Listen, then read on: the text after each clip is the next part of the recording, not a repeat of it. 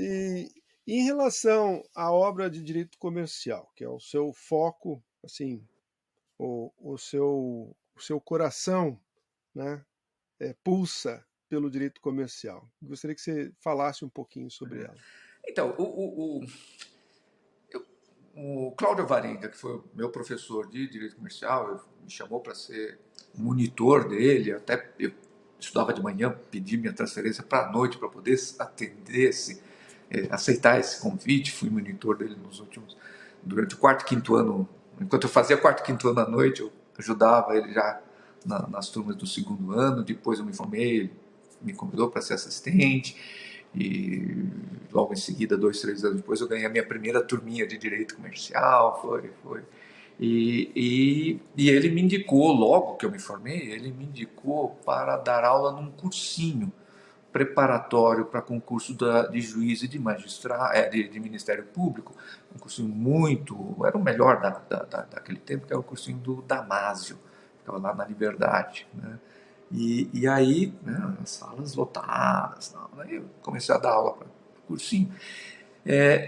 E aí, Fernando, o concurso para juiz, o concurso para Ministério Público, direito comercial, era a quinta, sexta, sétima matéria, né? Porque o candidato tinha que saber muito bem constitucional, civil, processo civil, penal e processo penal. Isso ele tinha que conhecer muito bem. Tributário, comercial, enfim, trabalhista, as outras matérias ficavam lá, ele tinha que ter uma noção, tudo, mas não tinha que dedicar tanto tempo. Os alunos, enfim, no final vinham me perguntar se havia um livro que tivesse tudo de direito comercial num volume só. Porque naquele tempo a gente indicava o que tinha para indicar, era melhor, muito bom. Durante muito tempo foi a literatura de direito comercial na qual eu me formei, enfim, que era o Rubens Ezequiel. Mas eram 4 volumes. 2 volumes de direito comercial e 2 volumes de direito Uhum. falimentar. Então, 4 volumes. E ele não escreveu sobre contratos comerciais, né? Então, era... E o candidato que, enfim, tinha que prestar atenção em outras disciplinas, falava, mas não tem um livro de direito comercial só com... Aí eu falei, não tem. E falei, bom, vou escrever esse livro, né? Aí, aí eu escrevi um manual de direito comercial, né, que tinha foco essa palavra não existia naquela época, no concurseiro, na pessoa que estava... Não é porque parece que o cara é profissão de fazer concurso, mas enfim, né, a pessoa que está naquele momento da vida em que a pessoa está se dedicando ao concurso, né? E aí eu escrevi um manual de direito comercial, foi esse o livro que eu fui lá dizer como é que é a capa, que eu queria, tal, não sei o quê. E esse livro Sim. acabou, Fernando, tendo uma aceitação em locais que eu não imaginava. Enfim, primeiro ele foi logo adotado em faculdades de economia, de administração, que tem lá direito comercial, tal, né? Foi adotado por Hum. faculdades de direito. Eu nunca imaginei que fosse servir, nunca que aquele livro fosse servir de literatura para a faculdade de Direito. Muitos colegas meus falando, olha, fui despachar com o ministro tal lá e estava em cima da mesa o seu manual de direito comercial. Tal, assim. Então, ele acabou, enfim, havia realmente uma lacuna, havia uma necessidade muito grande ali. Ele acabou atendendo a essa demanda Uhum. de uma grande introdução ao direito comercial. Né? O direito comercial, Fernando, o direito comercial é a matéria mais difícil que tem. Né? E isso está provado matematicamente, né? Só abrindo parênteses aqui, né? Você vai para os É. exames da OAB, né? Desde o 11º exame unificado da OAB, Exame Unificado Nacional, a OAB Federal publica quanto foi o aproveitamento, a taxa de aproveitamento dos candidatos de cada faculdade por disciplina. Né? É só ir lá no site da OAB e confirmar isso. O direito empresarial é a que tem menor taxa de aproveitamento em todas as faculdades. Para não dizer que em todas, tem lá 5 ou 6 faculdades, nos milhares de faculdades brasileiras, em que direito comercial perde para direito internacional. É a antepenúltima, mas nas outras ela é a última. E realmente a matéria mais complicada. Então, eu acho que o fato de ser um livro que consegue dar uma uma apresentação assim muito ampla, genérica, mas ao mesmo tempo sólida, consistente, direito, sim, põe as coisas assim rapidamente nos seus escaninhos, né, e permite a partir daí um aprofundamento do estudo aqui. Então, eu acho que o mercado realmente demandava uma coisa assim, né?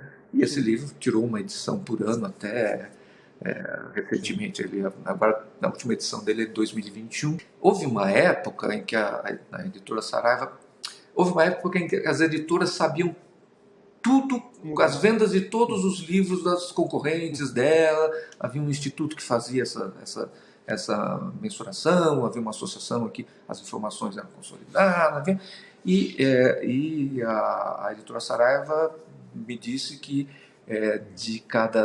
durante aquela época, né, isso deve ser o que, 1990, iníciozinho de 2000 e tal, a cada 10 livros de direito comercial vendidos no Brasil, 8 eram de minha autoria. Né? Era ou o manual ou o curso. Era assim, realmente, incrível. era uma presença no mercado muito grande. Né? É, esse, esse livro, então, o manual, ele era um livro, como eu falei, destinado, eu escrevi para quem ia fazer concurso. Né? E sempre eu tive como objetivo escrever um livro aí mais de fôlego, com aprofundamento doutrinário, citação, enfim, que aí então sai o curso de Direito Comercial em 3 volumes. Né? O volume 1 saiu em 98, volume 2 em 99, volume 3 em 2000. Né? E esse curso de Direito Comercial também teve uma aceitação muito grande no mercado. Saíram 24 edições desde 1998, né? Então praticamente uma por ano. Né? E aí, claro, é sempre um trabalho de atualização dessas obras. Né? Então falei que quer dizer como é que eu Sim, atualizo, né? sim, isso é uma curiosidade também, de como manter todos esses pratos girando, assim, Não, acrobaticamente. verdade, o segredo é o seguinte: você atualiza o livro todo dia. Então, todo dia você vai lá, enfim, Uhum. abriu o computador, viu, Tem que saiu uma lei anotar nova.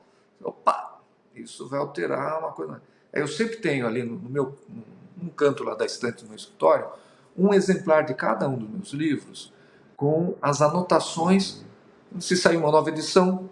Então, opa, saiu uma lei aqui que altera uma coisa no manual, altera uma coisa no volume 2 do curso de Direito Comercial e vai bater lá no curso de Direito Civil também encontrar.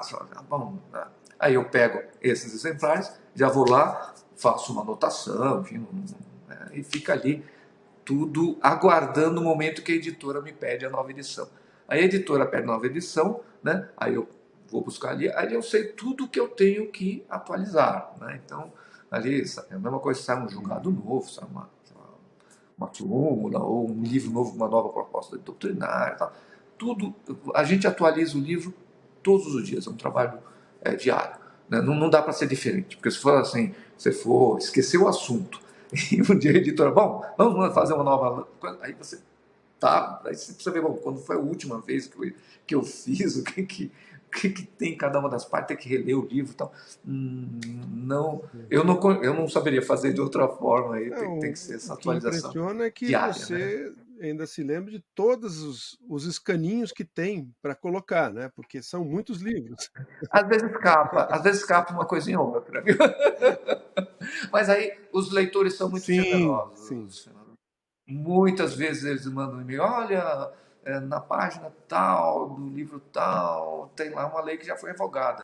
Aí você fala, nossa, aí você vai lá, fica, É, escapou. é. Né? Porque é um assunto, você pega os momentos, agora, às vezes você faz uma referência meio marginal num outro tema de uma lei, Sim, não escapa. sim, Né? Não sim. tem, né? Somos todos falíveis e não há como imaginar. Né? E tem isso, não sei, Fernando, se você tem essa experiência. Né? O Monteiro Lobato dizia que existia um saci que ficava escondido nas tipografias, naquele tempo era tipografia, e que de noite ia lá e misturava as letrinhas da tipografia e o livro saía com uma. O livro faz, tem o autor, tem o preparador, tem o revisor, Sim, vai para edição, faz sim. ele chega, você recebe a sua cota de 10 exemplares lá do livro, aí todo bonito, aí você abre assim, já, a primeira coisa que você vê é um erro. É inevitável. Então, você tem duas alternativas: se ficar amargurado com isso, ou saber, enfim, tem, né? Aceitar a Somos falíveis, falibilidade do ser humano. não é porque tem essa falibilidade que as coisas não acontecem, Verdade. né? As coisas acontecem. Esse livro é útil para muita gente, apesar do Saci que foi lá e né? O Saci do Monteiro Lobato estava na tipografia, na tipografia, os nossos sacis estão dentro do computador mesmo. As, as malandragens dele durante a noite, né? E, Fábio, eu queria que você falasse um pouco aí sobre a sua obra de reflexão política, jurídica. E você tem ah, um livro que se tornou um clássico. Eu me lembro, na época que eu lecionava na PUC, que você lançou o Para Entender Kelsen, né, que se tornou uma referência clássica, está sendo reeditado, né, há mais de 20 anos. Queria que você falasse um pouco sobre ele também. Né? Esse foi um outro livro, Fernando, que eu escrevi por sugestão de editor. Foi o Max Né? Limonade, não foi? Max É, Limonati. Foi o Moisés o Limonati. Moisés. Né? O É, a Moisés editora Limonati, filho Max do Limonade Max. do Né? Moisés. Sim. Enfim, o Moisés Limonade, ele criou lá uma revista do programa de pós-graduação em Direito da PUC, naquele tempo em que não existiam revistas de direito. Né? Então ele criou lá e eu escrevi no número 2 artigo sobre a hermenêutica kelseniana. Né? E ele, enfim, foi atrás de mim, né? Foi me procurar. Sabe que muitos alunos, muita gente me pergunta, ele tem a livraria também, né? Pergunta aqui na nossa livraria se tem algum livro que facilite a vida com o Kelsen. Né? Aí ele falou: você não quer escrever esse livro? Né? É uma boa ideia, tal, vamos lá. Tal, né? E era uma Copa do Mundo, era 1994. Né? E eu era casado com a minha primeira mulher, a Patrícia, ela era promotora de justiça e ela estava fazendo a carreira dela no interior, ela vinha para São Paulo nos fins de semana, mas da Copa do Mundo, claro, jogos de quarta, quinta, no meio da semana, né? O fato é que não acontecia nada, né? Todo mundo estava vendo o jogo, eu também vejo o jogo sozinho, né? E aí sobrava aquele fim da tarde. Né? Um dia eu falei: deixa eu pegar aquele negócio. Comecei a escrever, né? Nesse período aí, claro, a Copa terminou, eu avancei mais um pouquinho, né? E aí saiu esse pequeno livro, né? E eu pedi para o Tércio fazer o prefácio, né? O Tércio tinha escrito quando o Kelsen fez, acho que 90 anos, né? Ele faleceu com 91, o Kelsen, né? Quando o Tércio fez um artigo fantástico sobre o Kelsen que saiu publicado num jornal, Jornal da Tarde, né? E aí eu falei: vamos, e ficou lá, perdido no Jornal da Tarde, né? Eu falei: não, você não quer. E a gente coloca isso como prefácio, né? Porque eu tinha feito a simplificação do Kelsen, né? Mas não tinha dados históricos, nasceu desse jeito, e achei Sim. que aquilo lá poderia, né? O Tércio, enfim, generosamente cedeu lá o prefácio, esse artigo como prefácio, né? E até hoje tem ajudado aí muita gente Sim. a entrar Ah, em contato com o Kelsen, sim. né? E, enfim, eu não sou kelseniano, nunca fui kelseniano, acho, enfim, isso está claro lá no livro, né? Mas eu tenho a impressão que tem ajudado aí a quem quer se O introduzir seu no trabalho foi o trabalho Kelsen. de Né? Champollion, né? É de decifrar os hieróglifos.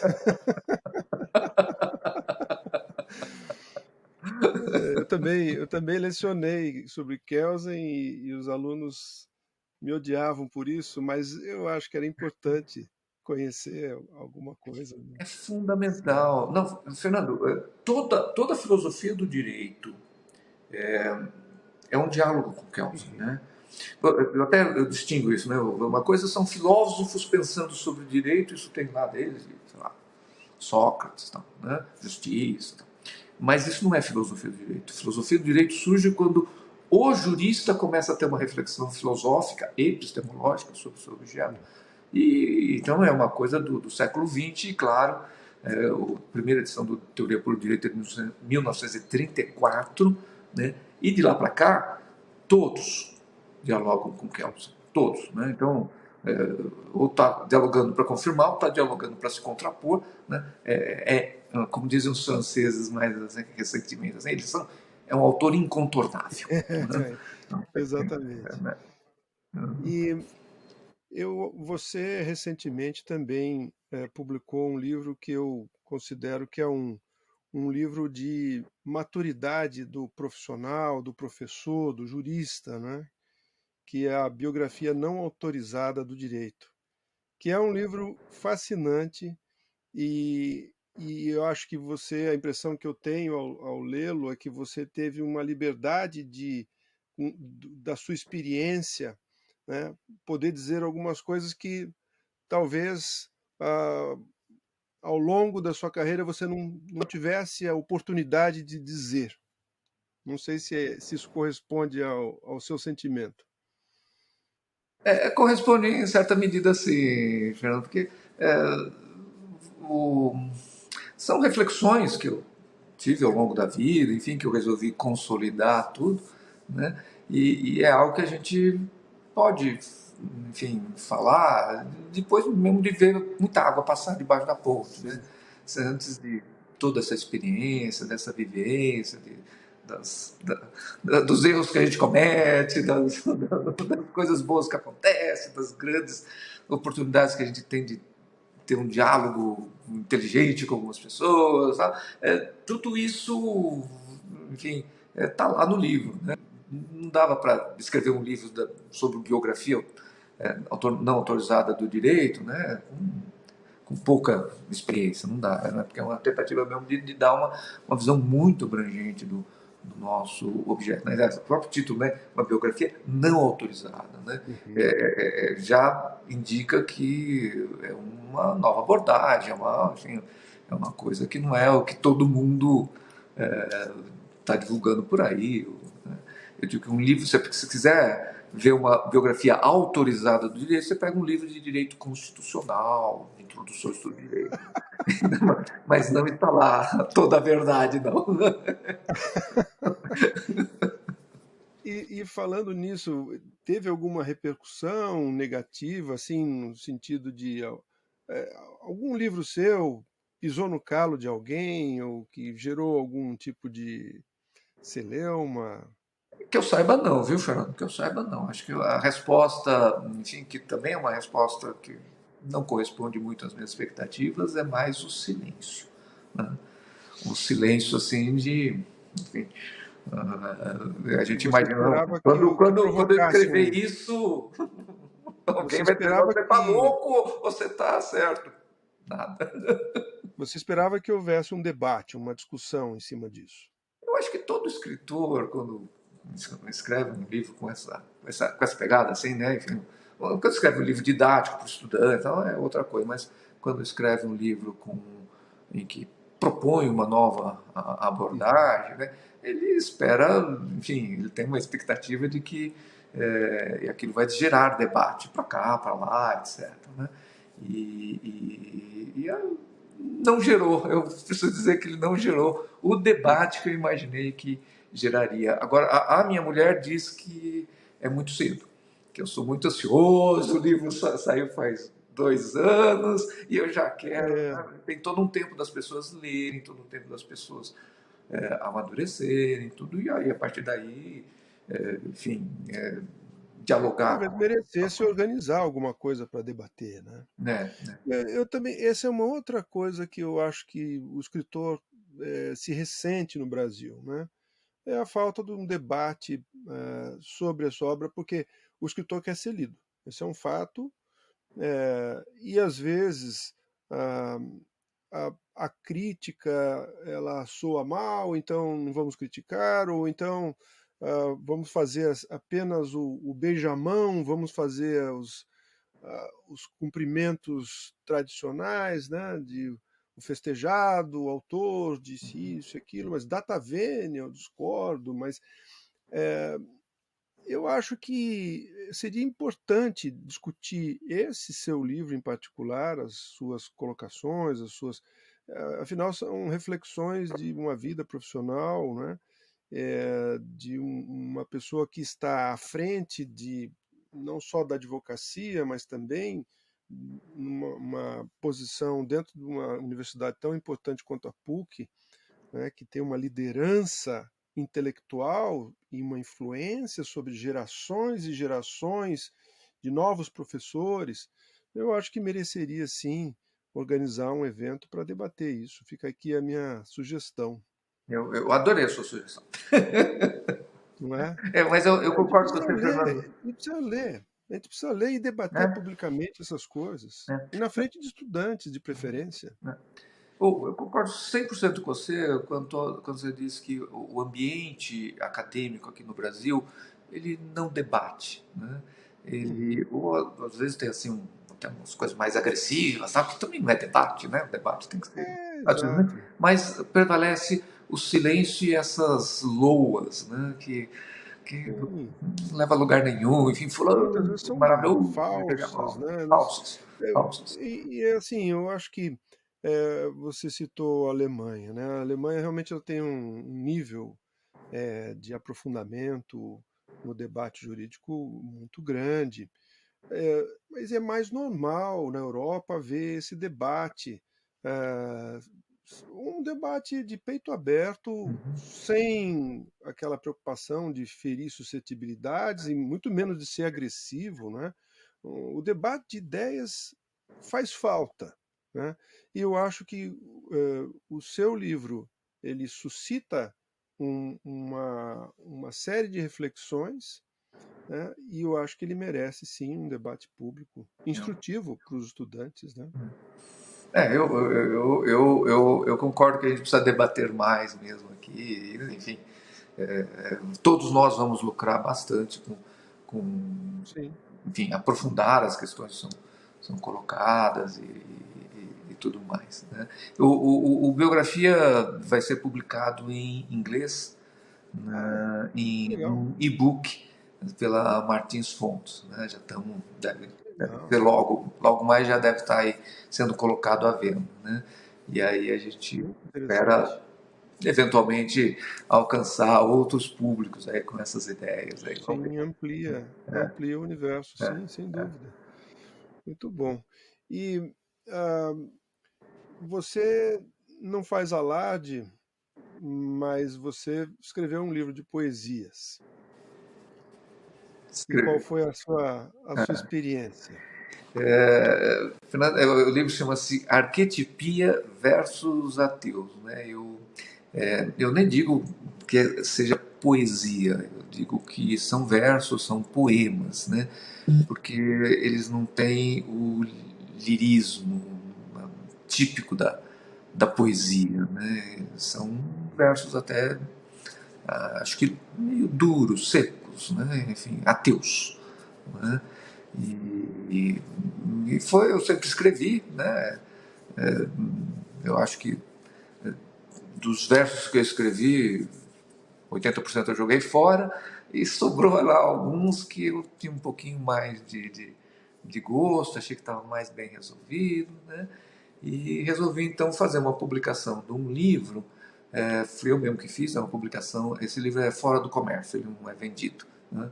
É um livro que eu Uhum. tenho, que eu publiquei para presentear amigos, enfim, entregar para os amigos, que eles são sempre muito generosos, aí não vão não vão ler esses versos ateus aí, vão ler com aquela generosidade dos amigos, então eu fico um pouco mais confortável com isso. Né? Mas foi um livro que eu escrevi mesmo para essa finalidade, né? Então não está no comércio. Né? E me conta como surgiu a ideia de escrever um livro infantil, Corcunda O Caolho. Corcunda Caolho. Fernanda, então, eu tenho uma filha, arquiteta hoje, né? e Beatriz, e ela era pequenininha, enfim, tá, nossos 3 aninhos, 4 aninhos, eu percebi que enfim, eu tinha uma vida muito sem graça para contar para ela. Né? Eu só estudei, trabalhei, nunca tive uma aventura, nunca fiz uma viagem, nunca tinha, sei lá, não tinha nada para contar para ela. Né? Não tinha nada de interessante enfim. E aí eu resolvi inventar, né? Inventar as coisas mais malucas. Então, na hora do almoço ali, ela pequenininha, depois que terminava o almoço, na hora da sobremesa, ela vinha pro meu colo, e aí eu contava cada dia um capítulo de uma história que eu ia inventando. Né? Inventei que eu fui motorista de táxi em Xangai, inventei que eu fui bombeiro em Bombaim, aí ia, né? Eu fui isso é fantástico isso, que eu tinha sido um pirata, né? E a história do pirata era, como pirata eu tinha que fazer uma maldade maldosa por dia e eu tinha dificuldade de fazer isso, né? E um dia, isso foi sem, ela mexendo lá numa gaveta, ela achou mesmo uma fantasia de pirata antiga que eu tinha, que eu até já tinha esquecido que eu tinha uma fantasia de pirata, ela achou ali, aí é que ela acreditou mesmo que eu tinha sido mesmo pirata, tá? Então a história é aí, né? E aí uma das histórias que eu contei é de que eu tinha sido entregador de supermercado em Roma, né? E onde eu conheci o Corcunda Caolho e tal, né?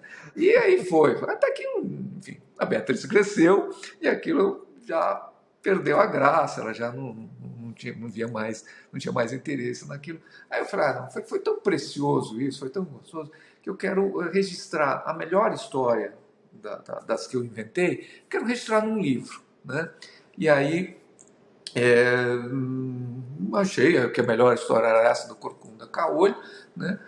Escrevi num livro e aí esse livro, a primeira edição fui eu que banquei, porque novamente também não ia fazer um negócio para vender, né? Eu achava que estava fora do comércio, fiz para mais como um registro dessa minha vivência e para dar para os amigos da Beatriz, enfim, porque essa história também, os amiguinhos dela conheciam, o Corcunda Caolho, fazia lá, fazia um sucesso lá na meninada. Né? E aí eu fiz, e aí para fazer esse livro eu contratei a equipe de produção da Martins Fontes para fazer esse livro.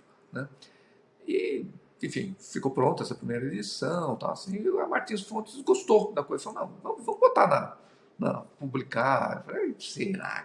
Não, vamos lá. E aí saiu essa segunda edição, que é a edição que a primeira edição é fora do comércio, mas essa que qualquer um pode comprar, enfim, aí é uma edição, a segunda edição, ou na verdade a primeira edição no comércio, feita pelo Martins Fontes, com uma ilustração. O primeiro já tinha uma ilustração, mas é uma ilustraçãozinha um pouco mais simples, enfim, né?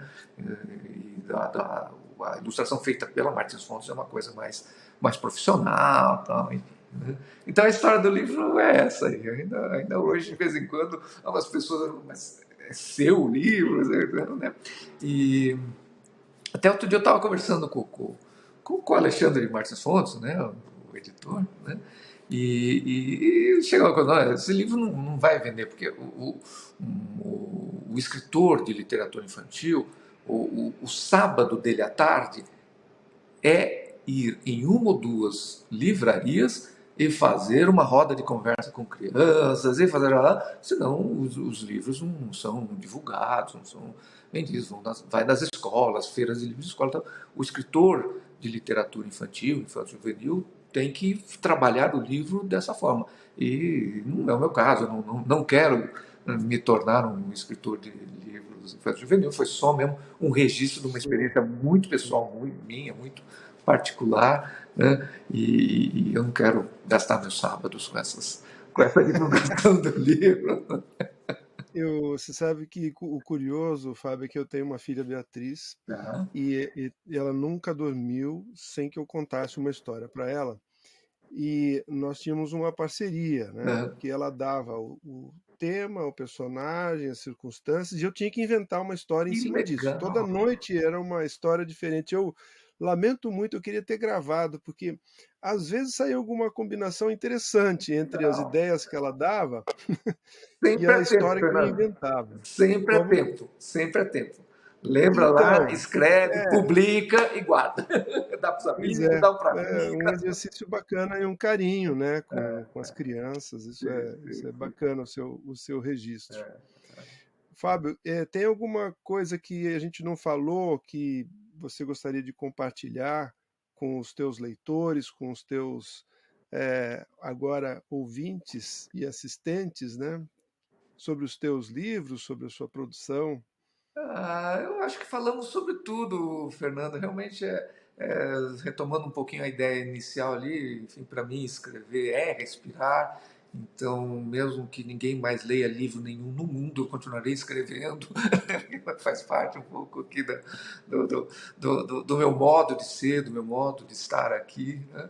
E eu acho que pegamos tudo aí. Você, enfim, foi muito generoso aí com o convite, com as perguntas. Eu agradeço aí Não, eu é de que agradeço, coração. Fábio, foi um prazer e, proximamente podemos continuar. Você não vai Claro. parar de escrever mesmo, né, então Não, tem mais vamos. histórias para contar e Sim. compartilhar com a gente. Não, foi sobretudo divertido, como você falou que seria, viu? Que bom. Muito obrigado, Fábio. O Educação Jurídica agradece pela sua participação. Espero vê-lo brevemente, pessoalmente, aí no Brasil. Certamente, olha, um abraço para todos aí.